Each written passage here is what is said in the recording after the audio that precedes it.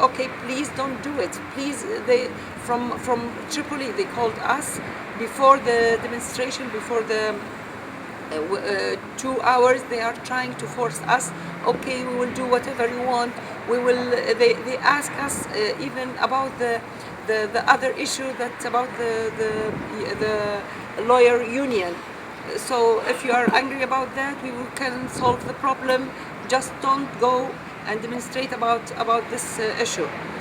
But we decided and we went out, and we were the only people who get out and stand in front of that court in Shamal, North Benghazi, and we did our declaration for the government that it's the police يحرض Was instigating the people. instigating the people to do crimes, because they are stealing, they are take the proper the another people's property, and they are because the police, they are watching what the people they are doing. It's a crime by itself. So we are trying. We send a message. You have to move. You have to. You are doing a big chaos in all Libya, and so after that, within 2 days, it was, it's like a big message for the government, for Gaddafi. It's because we knew here in Libya everything. It's because of him. So he tried to solve this problem very quickly after our stand in North Court. So after 2 days, all the police go out and try to solve the problem. And after that, this is before the revolutions, maybe 25 days or something like that. So I can't exactly. I'm not remembering now the exact date. And before the date of 17th, we were meeting, and we were discussed what will happen in 17th. The people will come out or not, or it will go just smoothly, or nobody will go out, and really we didn't expect what that the revolution will really it will be here in Libya. Because the fear, it's it's inside everybody. It's it's for 42 years he tried to let the fear, it's يتغلغل فينا. It's Is entrenched within the people. yeah. So like when you feed anything, when you feed the babies from when he is born, for 42 years, just everything, it's ruled by Gaddafi. You can't talk, you can't move, you can't everything. It's his farm, and we are the slaves here. Okay, if he wants to just give you anything, just because of him, okay, not it's our rights.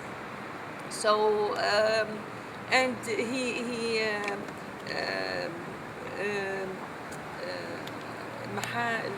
human rights. He wiped out any concept of human rights. Yeah, and the belief of these things, because they don't know anything about it.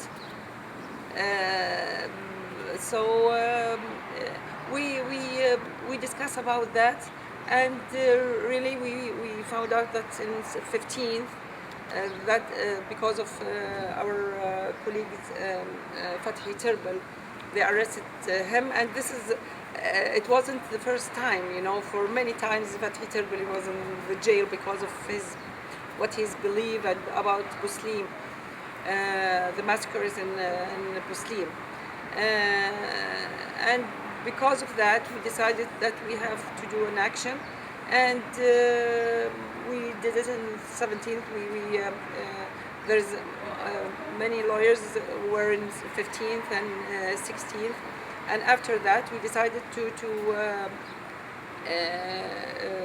demonstrate in front of the North Court, But honestly, we didn't say we are against Gaddafi. We said that we want constitution, we want human rights, we want إصلاح Reforms. reforms. But when we were there, we tried to say we said our declaration about that to the government, and we stayed for 2 or 3 hours, and after that. Just we want to everybody goes to his house because nothing changed. Just we want to send a message about that we are here, that we are what we want, all the people what they want exactly from the government.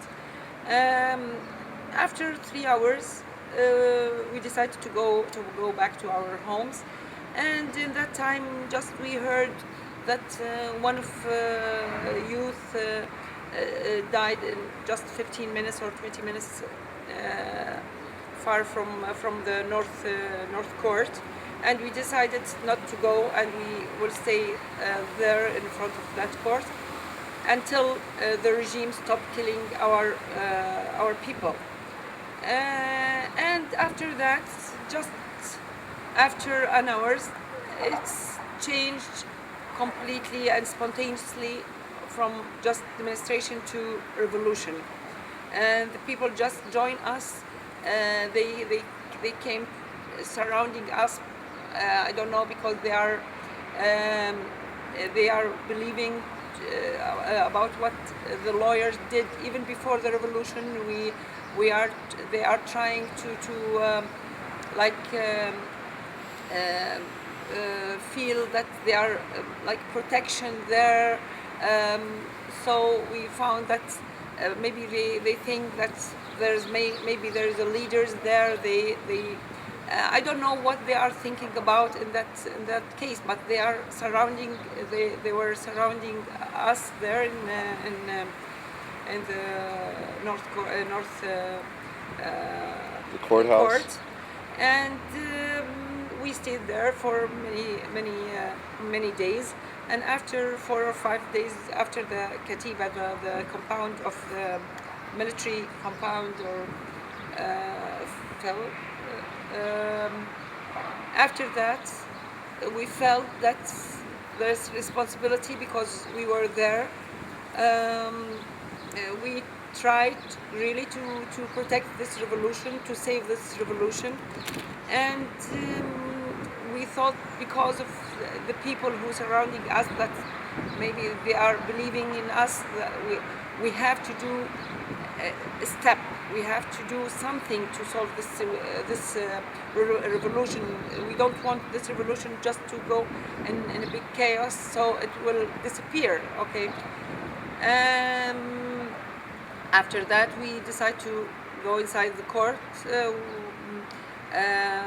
We try to think, because everything, we are not professional in political. We are not professional in what. We didn't plan anything. There's no parties, there's no organization, so we don't know how to deal with this big things, with the revolution, with the new. We want to make a body for this revolution. So we tried. We were, most of us, from lawyers and judges, and after that we some of the political professors from the university joined us, and we discussed, and after that we وصلنا للقرار. We decided, we make a decision that we have to find a body, and we don't want Benghazi just to go in big chaos. We create the Benghazi Council, and it wasn't in democratic ways. It's just we know here in Benghazi everybody knows, we know each other, so we just mention about many people in different fields that they are known, they are Nationals. nationals, qualified. So we create this council, and we put or for every field to let everything تسير To manage about for every sector. yes, for every sector. And after that, and we success, thanks God. And after that, we try to make council or to create council for the military. And as you know, we are lawyers, professors, so we don't know anything about the military. But we try to do our best. We try to meet many of the military leaders and to create this council, and we success too. Because of the support of the people from outside. Because if they were not supporting us, because what we did, we were not success, of course. And after that, we contact with all the cities, Liberty cities from Beida, Derna, Tobruk, the other cities with Liberty, and they asked us what to do, and we told them what we did here in Benghazi, and they did the same. And after that, we decided that we have to create body for all of this Liberty cities. And after that, we decided that from every council we will get together and will be a national council. And that's what we did, and we make a declaration about that we born national council in all Liberty cities.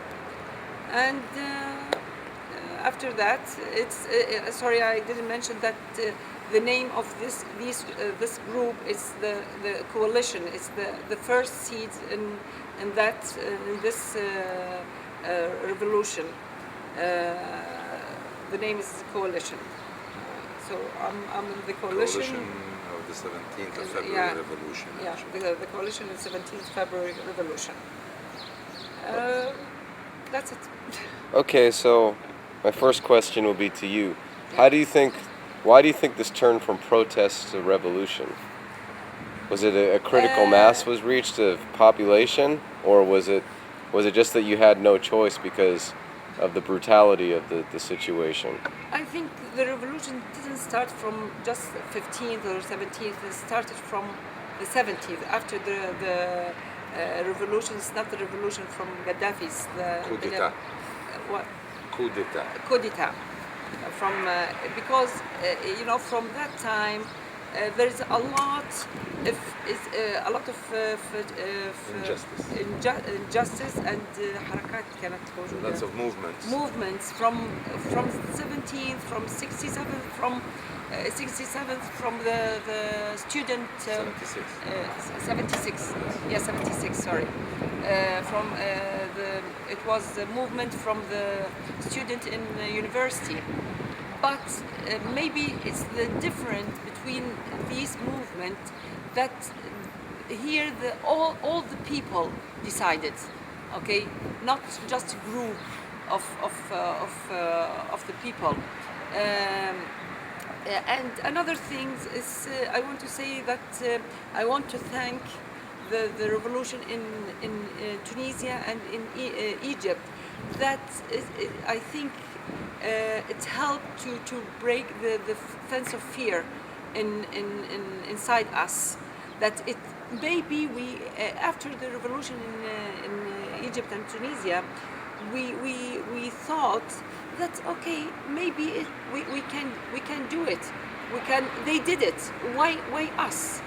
We can do it. We can try. We can So I think they gave us a good push.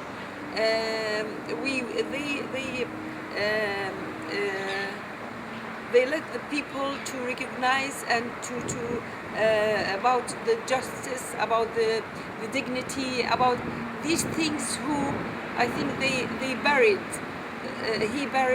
Gaddafi buried them, and they didn't feel it for a long time. Maybe they forgot what does it mean, the dignity and the justice and the freedom, a lot of meanings, it's disappear because of his regime.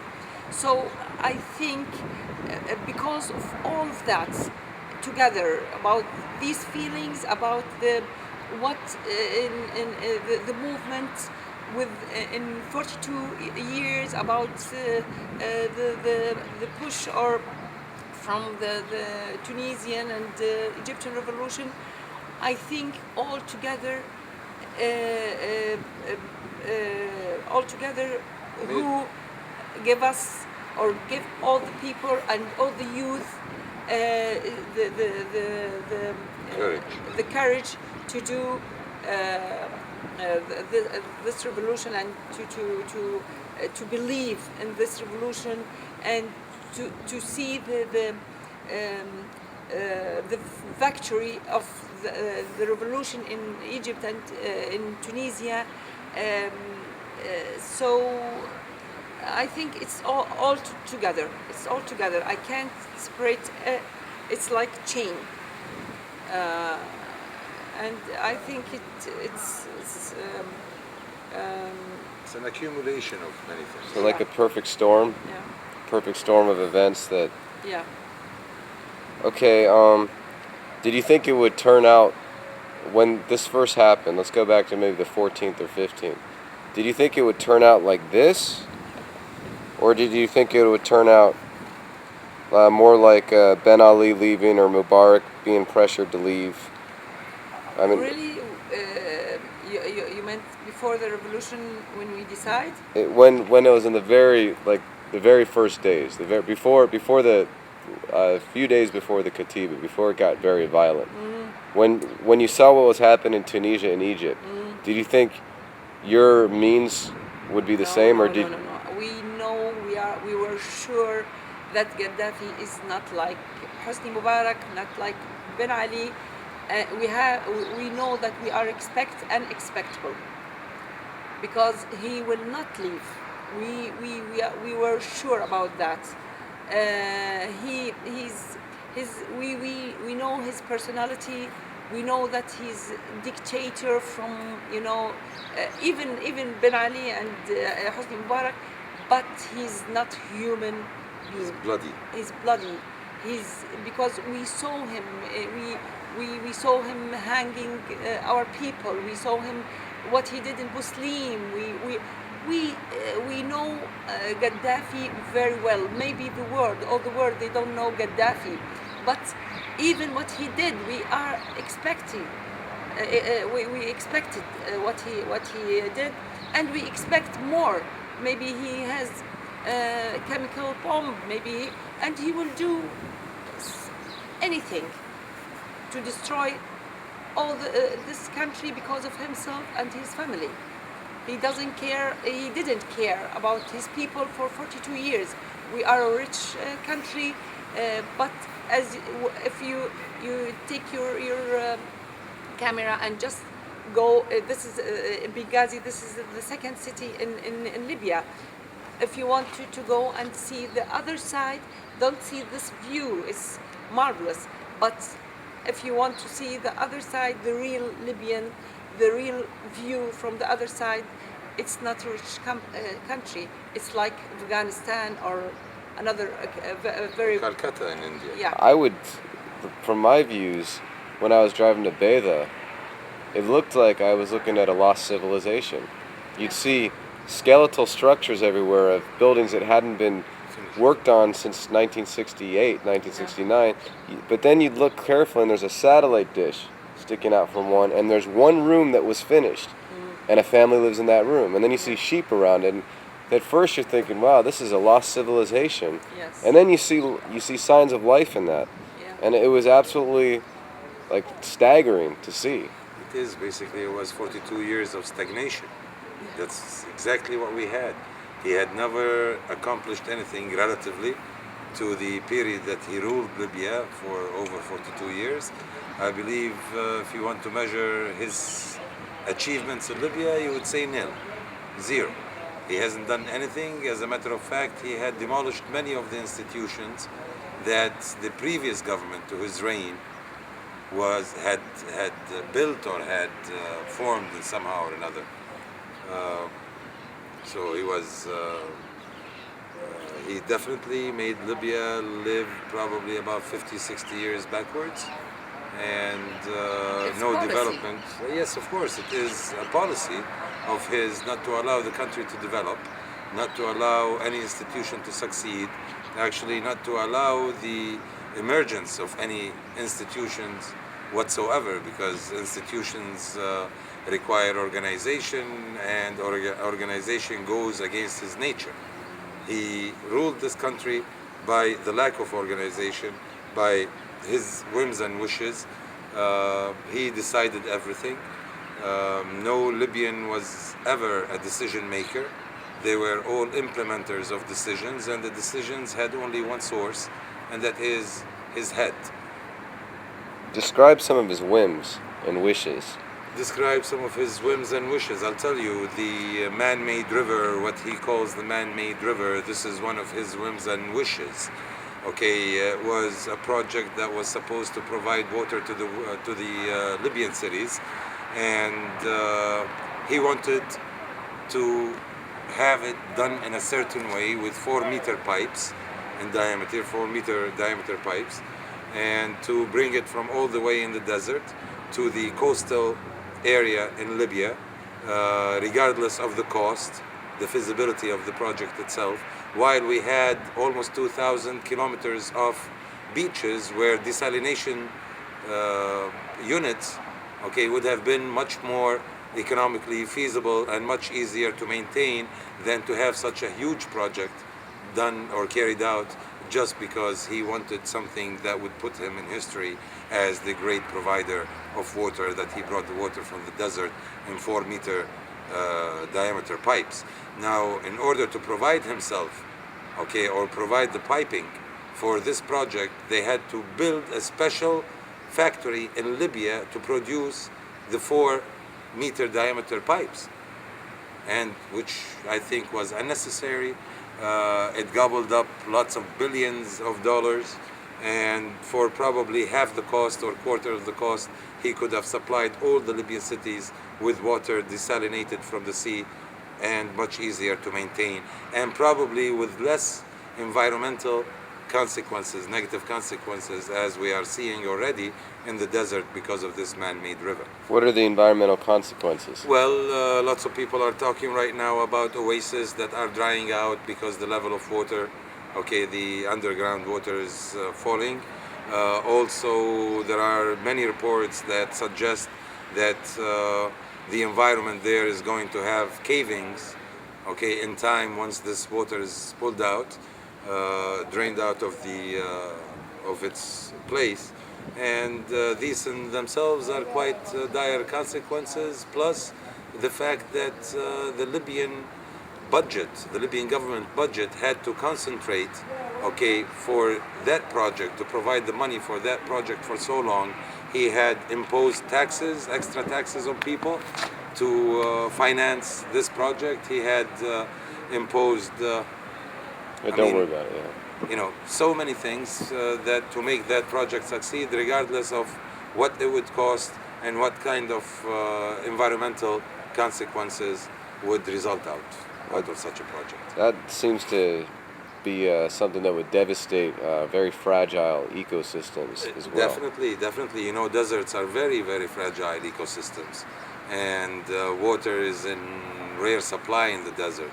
And once you deprive these oases from water, then you had really devastated the oasis and the people that used to live on those oasis. And this is exactly what is happening right now. Even though I would have to say the coastal cities enjoyed the water.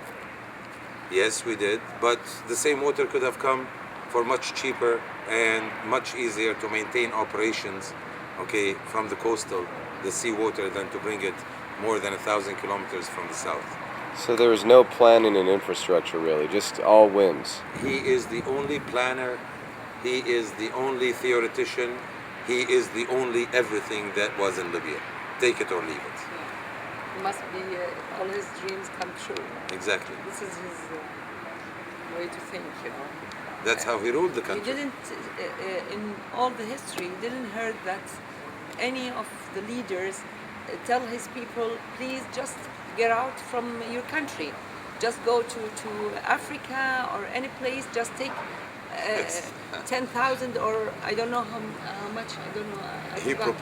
proposed money to Libyans in order to take them and leave the country. Go to Africa. Go and live in Africa. Why don't you go to Kick the heavens on earth? people out. You know? I've never heard about this. It's something unbelievable. So he has some bizarre dream one night, maybe, and then suddenly that becomes a notion, and that notion somehow, when it comes out of his mouth, becomes a law. decision or a law. Yeah. So you have a very fluid constitution, essentially, one that contradicts itself all the time. And Well, actually, if you would want to call it a fluid constitution, I would probably call it the state of non-constitution. You know, we never had any constitution. We had a green book, which is a very trivial book that had trivial ideas, childish in many ways, and he imposed it on us, and he translated it into more than 90 languages, and he distributed it all over the world for the world to see the genius of his mentality. And I don't know if anybody had ever seen any genius in those books. If you read it, you can tell exactly what kind of mentality that had produced such a book. well, I don't think most people have read the Green Book. I don't think anybody should read the Green Book. Ask most Americans or British, they've only heard of the Green Book in the last 3 months. Yeah. So, Even well, though he spent a lot of money on it, huh? well done. Yeah. Yeah. So, okay, very good. So, we have a leader that he reminds me of King Mithridates of Pontus. I don't know if you're familiar with this king who fought the Romans, Uh-huh. because he got a lot of support from the outside because he had the audacity to stand up to the Romans. However, his people absolutely despised him, and in many cases they would rather have the Romans rule them than him. This is a fantastic analogy because something like that had happened in Gaddafi's time. While he was talking about Palestine, he was talking about revolutionary struggle, and he was talking about all these things. So he had lots of people listening from other countries, okay, and they thought that he would be a perfect leader for all the revolutions of the world, okay, while he was actually repressing his people to an extent that they had never realized. So he's a leader that probably thought Libya was too little for him to be a leader of Libya or to build Libya. That was too small of an achievement no matter what he achieved here in Libya. So he was ashamed of being leader of Libya. Exactly. It's too big for Libya. 1 second.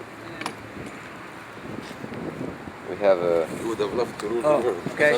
Somebody's trying to get back. Yeah, I got it. No, it's all right. This is very good. Okay, so...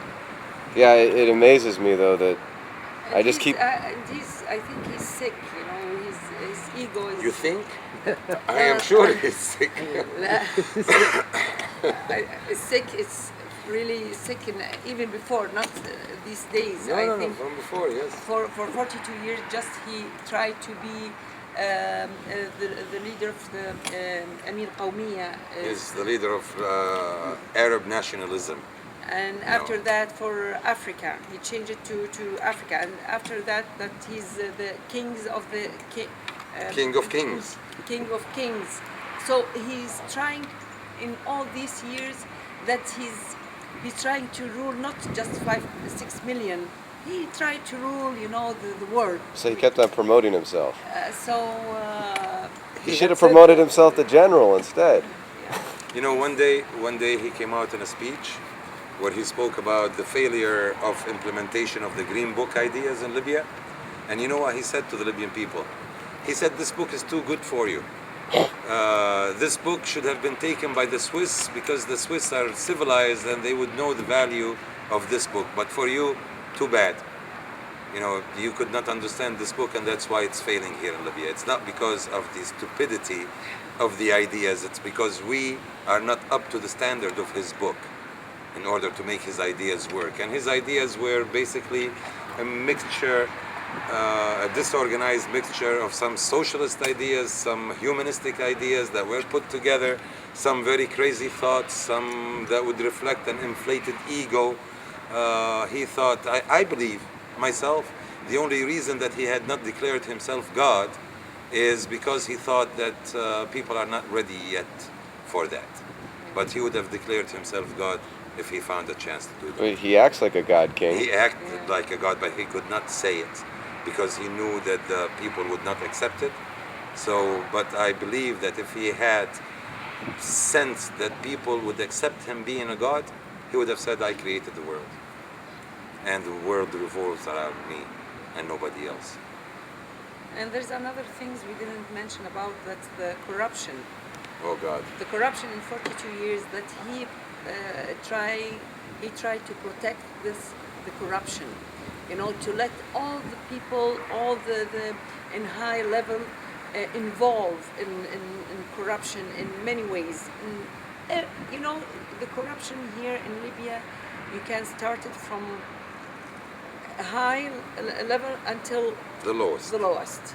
So there's, you know, and he knew exactly what are the people doing in all levels, and the corruption He is, encouraged. he encouraged in many directions. He knew everything, and he's happy. This is his policy, okay, to let much people involved in big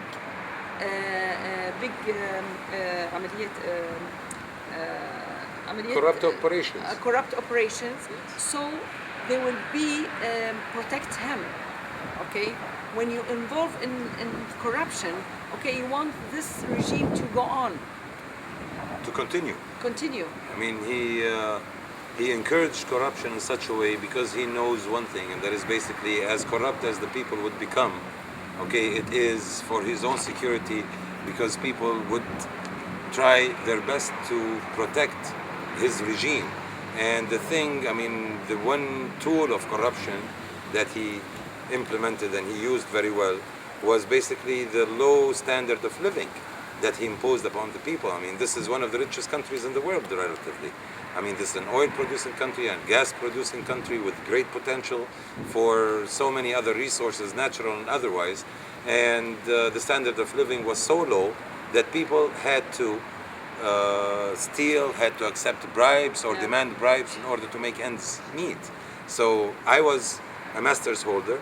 I was an instructor at the university. I was for 20 years working with the disabled, and my retirement pension is 300 Libyan dinars, which were at best were equal to $200. So he put people in such a position that if you wanted to live, figure out how you make more money.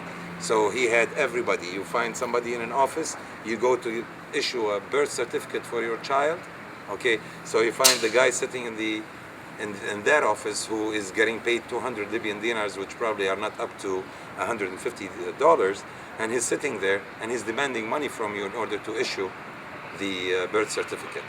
You want to stand in a long queue for maybe 2 days at a time. You come in the morning, you leave at 2 o'clock, you come next day and stand in the queue to get the birth certificate, that's fine. Otherwise, pay 100 dinars and you get it immediately, or it's brought to you at home.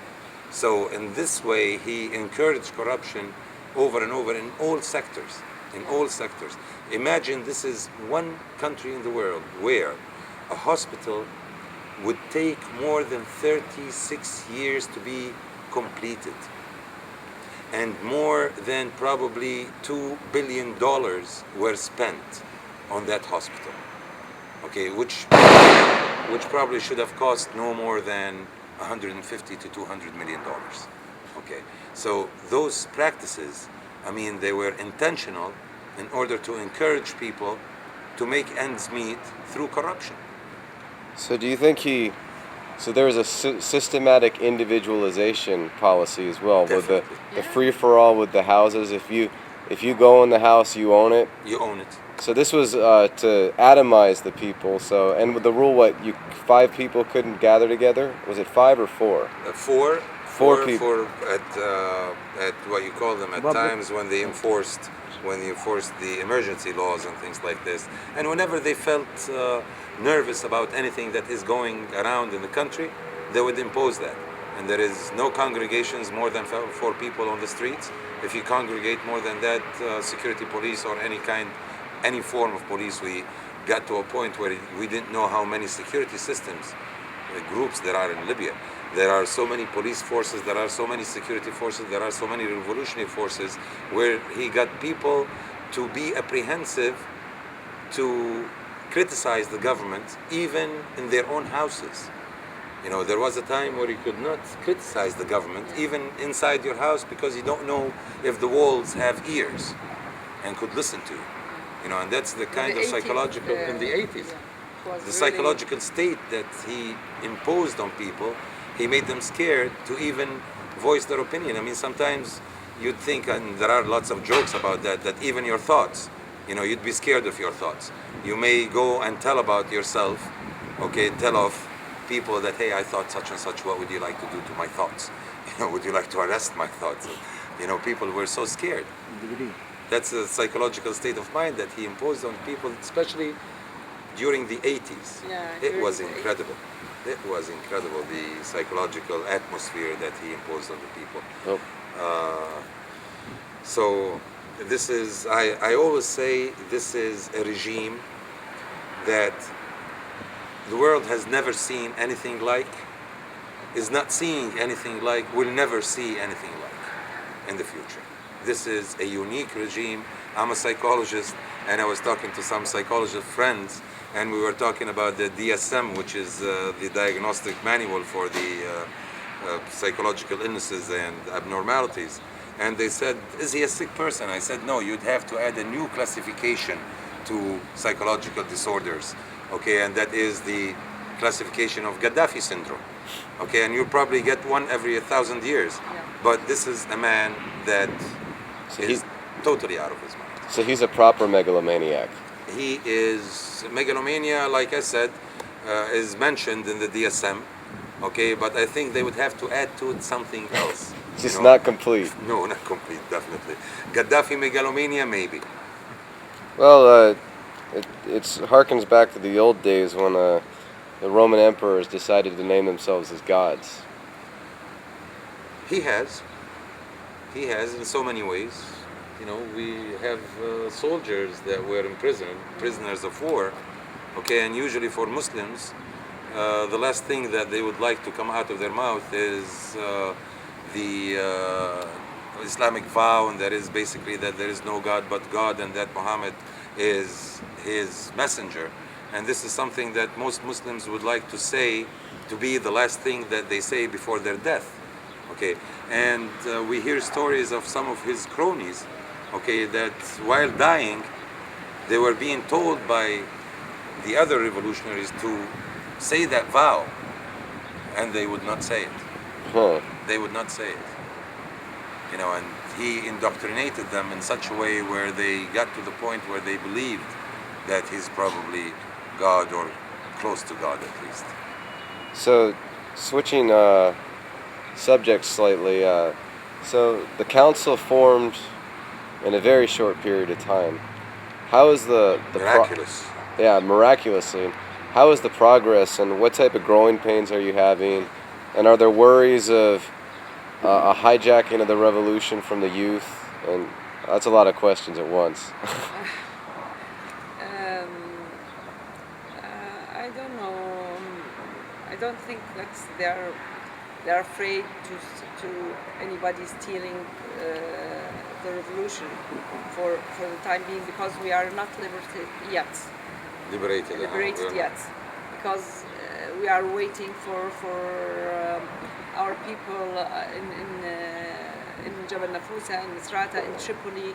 So I think it's a little bit early to know what's going on until all our countries liberated.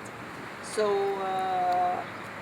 after that, because everything will be changed automatically, because it will be a lot of people from